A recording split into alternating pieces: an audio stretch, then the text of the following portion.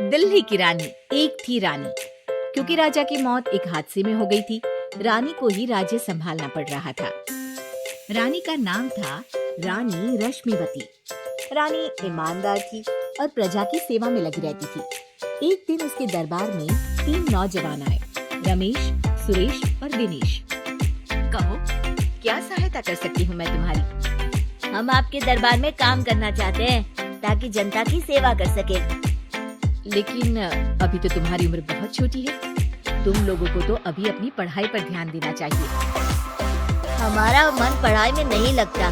माता पिता को लगता है कि हम किसी के लायक नहीं हैं और हम साबित करना चाहते हैं कि हम लायक हैं।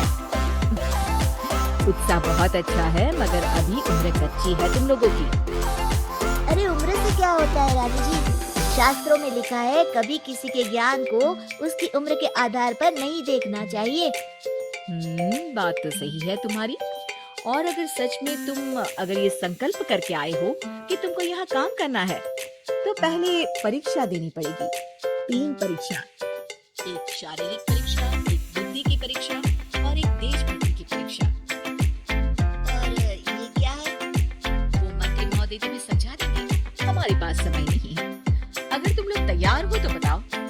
हाँ, हम तैयार है किसी भी परीक्षा के लिए।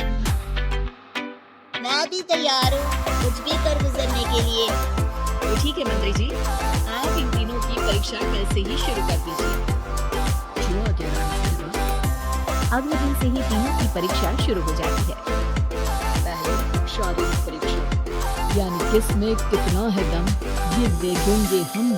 क्योंकि शरीर में दम होगा तभी तो प्रजा की सेवा में दम लगा पाओगे। हमें क्या करना होगा? वो पेड़ दिख रहा है, जो सबसे पहले चढ़ेगा उस पे दरबार में नौकरी पाने के अवसर उसी के बढ़ जाएंगे। मैं चढ़ता हूँ। अरे रुको, गिनती गिनने दो।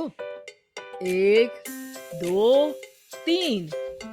3 की गिनती के बाद रमेश और सुरेश भागकर पेड़ के पास गए, मगर दिनेश आराम से पेड़ के पास गया। जैसे ही रमेश और सुरेश आधे पेड़ तक चढ़ गए, दिनेश ने उन दोनों की टांग पकड़ के उन्हें नीचे गिरा दिया और खुद पेड़ पर चढ़ गया। दिनेश की जीत हुई। अरे लेकिन इसने बेईमानी की। बेईमानी नहीं की, बुद्धि लगाई। शरीर के दम के साथ दिमाग में भी दम होना चाहिए। क्यों मंत्री जी? हाँ, बात तो तुम्हारी सही है। लेकिन बात अगर बुद्धि की है तो बुद्धि की असली परीक्षा हम कल लेंगे। शाम को जाकर मंत्री रानी को सब बता देते हैं। यानी दिनेश उन सब में ज्यादा होशियार है। जी रानी साहिबा। अगले दिन तीनों की बौद्धिक परीक्षा का समय होता है। आज हमें क्या करना है मंत्री जी? थोड़ा सब्र करो, कल जल्दबाजी में ही हारे थे तुम। सही कह रहे हैं मंत्री जी। अरे तू क्यों ज्यादा बोल रहा है? तू भी तो हारा था ना कल। ए दिनेश, ज्यादा होशियार मत बन। अरे लड़ो मत। आज की परीक्षा पर ध्यान दो। आज की बौद्धिक परीक्षा में ये कुछ बोरे हैं, कुछ में नमक है और कुछ में रुई। जिसको जो ले जाना है उठा लो। देखते हैं कि कौन जल्दी से कोई भी एक बोरा नदी के उस पार लेकर जाता है। समय शुरू होता है अब। तीनों बोरों की तरफ बढ़ते हैं। सुरेश, नमक की बोरी भारी है, ले जाने में मुश्किल होगी। हाँ, सही कह रहा है। रुई हल्की है, हम दोनों रुई लेकर चलते हैं। अरे भाई, मैं तो नमक लेकर जाऊंगा। रमेश और सुरेश ये सोचकर हंसते हैं कि आज तो दिनेश हार ही जाएगा। दौड़ शुरू होती है। 1, 2, 3। तीनों नदी की तरफ भागते हैं।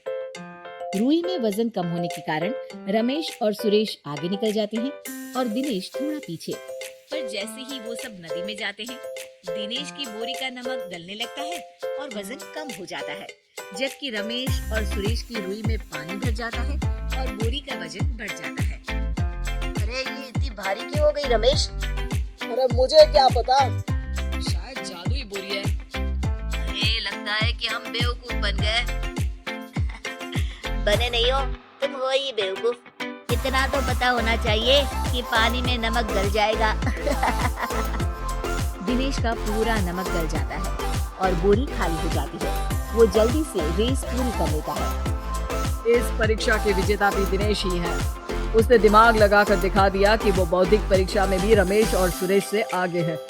अब कल तुम्हारी देशभक्ति की परीक्षा होगी, जो स्वयं रानी माँ लेंगी।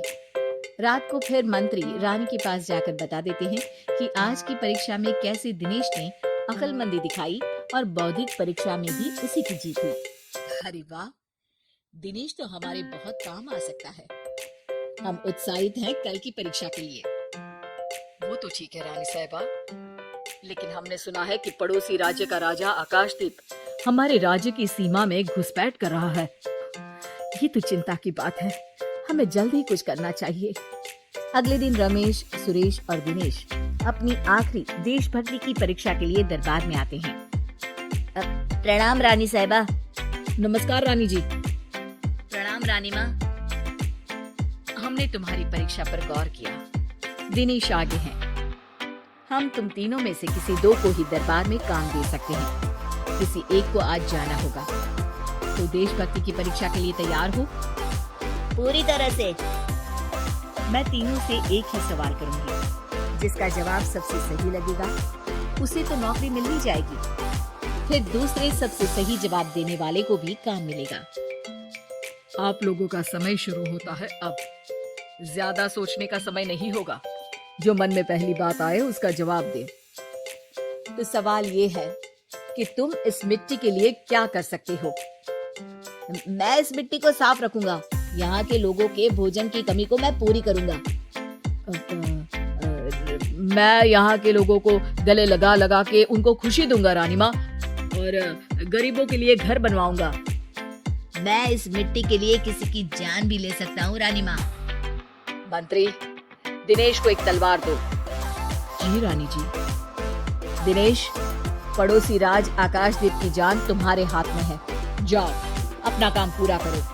आज रात को तुम उस पर हमला करोगे जब वो सो रहा होगा। दिनेश वहां से चला जाता है। रानी माँ, ये आपने क्या किया? अभी किया नहीं है मंत्री जी। आप आकाशदीप को संदेशा भिजवाओ कि पड़ोसी देश का एक कातिल रात को उन पे हमला करेगा और दिनेश को पकड़वा दो। अरे, ये आप क्या कह रही हैं? और क्यों कर रही हैं आप ऐसा? राजा को लगेगा कि हमने उसकी मदद की, उसकी जान बचाकर। वो हमारे राज्य का पीछा छोड़ देगा और हमारा एहसानमंद हो जाएगा। और दिनेश का क्या होगा? इस राज्य को दिनेश जैसे शातिर और लड़ाकू लोगों से ज्यादा जरूरत है ऐसे लोगों की, जो लोगों को खाना खिलाने की और खुश करने की बात करे। और ये गुण सुरेश और रमेश में है। इन्हें नौकरी दे दो। दिनेश बहुत चतुराई से नौकरी हड़पना चाहता था, जिसके लिए उसने रमेश और सुरेश जैसे दोस्तों का भी नुकसान किया। पर रानी ज्यादा चतुर नहीं। उसने एक तीर से दो निशाने लगाए। दिनेश जैसे खूंखार युवक को राज्य से बाहर करवा दिया और पड़ोसी राजा आकाशदीप को अपना एहसानमंद कर लिया। पूरा दरबार रानी की जय जयकार कर रहा था।